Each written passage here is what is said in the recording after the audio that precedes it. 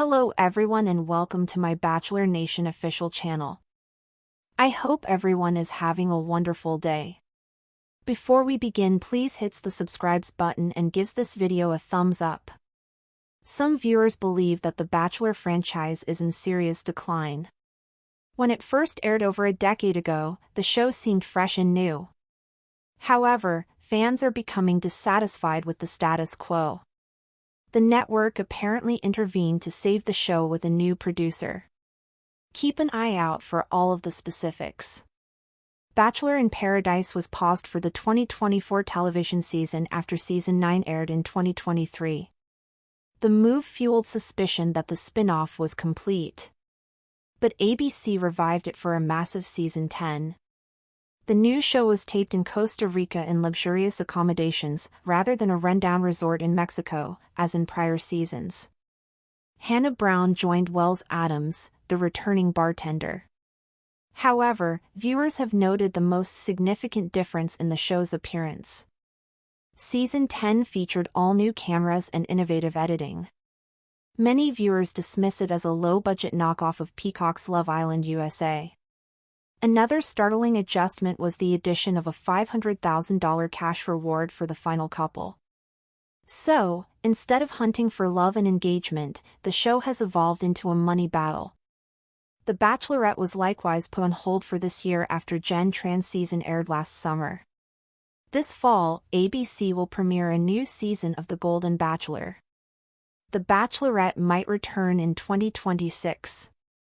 Two of the shows that were paused raised concerns among fans about the future of the flagship Bachelor season.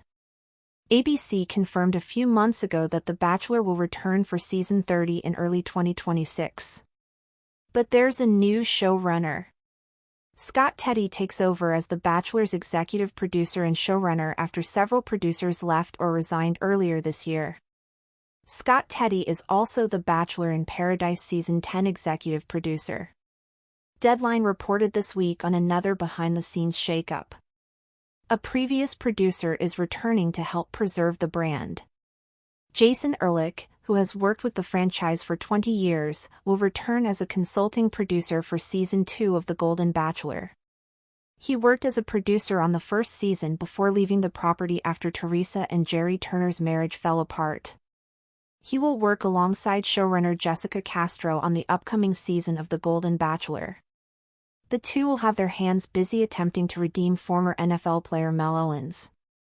He recently came under fire for stating that he does not want to date anyone beyond the age of 60. The backstage modifications come amid competition from other reality shows such as Love Island USA and Netflix's Perfect Match. The Bachelor franchise was once untouchable, a juggernaut that captivated millions of viewers week after week, season after season, with its promise of whirlwind romance, heart-stopping drama, and the tantalizing possibility that out of dozens of tear-stained limo entrances and beachside proposals, a fairy tale love story could emerge. When the show first premiered more than 2 decades ago, it seemed unlike anything else on television. Audiences bought into the fantasy, the rose ceremonies, the jet-setting dates, the grand gestures, and the idea that love could be found in just a handful of weeks under the watchful eye of cameras. But now, in the mid-2020s, fans are beginning to question whether the magic has faded, whether the endless cycle of heartbreak and social media influence has hollowed out what was once a phenomenon.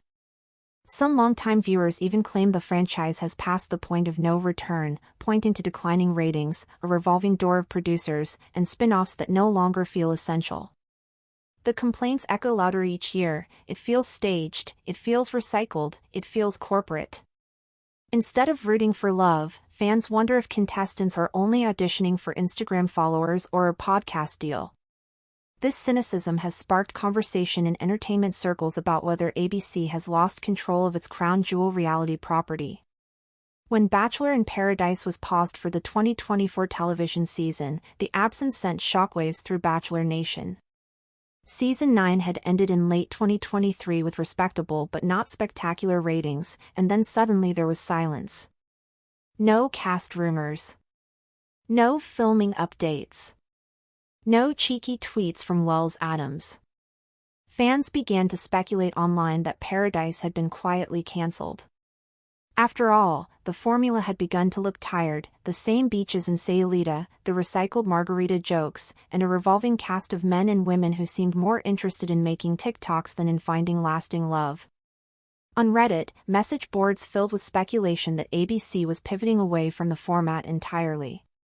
But then came the surprising announcement: Bachelor in Paradise would return for a 10th season, only this time bigger, flashier, and more dramatic than ever. The network pulled out all the stops, relocating production to Costa Rica. Instead of the ramshackle resort with perpetually broken air conditioners and uncomfortable daybeds, contestants were now filmed in a luxury eco-resort carved into a cliffside, with panoramic ocean views, infinity pools, and accommodations that rivaled the glossy villas of Love Island, USA. The transformation was immediately noticeable, and it set the tone for what ABC hoped would be a renaissance for the franchise. Yet viewers quickly pointed out that a fancy location does not necessarily equate to better television. Hannah Brown, the season 15 Bachelorette, made her surprising return to the franchise not as a contestant but as the Paradise Relations counselor, joining Wells Adams at the bar. Her bubbly presence brought some star power back to the beach, but fans weren't sure what to make of her new role. Was she there to stir drama? To give therapy sessions? To replace Jesse Palmer? The experiment felt muddled, though undeniably intriguing. Still, what really caught viewers' eyes was the new production style. Season 10 of Paradise featured slick editing, drone shots sweeping across the Costa Rican coastline, and an almost cinematic feel that some viewers likened to a Netflix series. The cameras were upgraded to high-definition cinema lenses that made the whole season look like a scripted drama rather than the lighthearted, messy reality chaos fans had grown to love. The franchise claimed this would modernize the series, but the changes left many skeptical.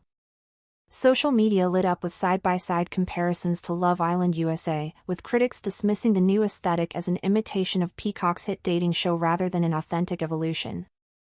Even more controversial was the introduction of a $500,000 cash prize. For the first time in the history of the Bachelor franchise, Paradise offered money at the end, not just Neil Lane rings or vague promises of engagement. The final couple, if they stayed together through the season and won the challenges presented, would walk away $500,000 richer. The decision split the fandom. Longtime loyalists complained that the show had abandoned its core mission, to foster genuine connections. Instead, it had become just another competitive reality show, a hybrid of Survivor and Love Island with roses swapped for dollar signs. For others, though, the money prize added stakes the franchise had been lacking.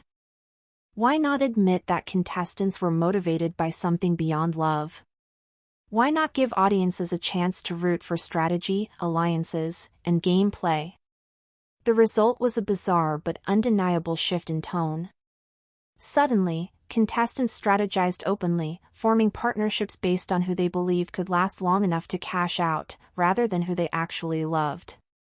Thanks for watching. If you likes this video, do not forget to subscribe my channel and do not miss any update.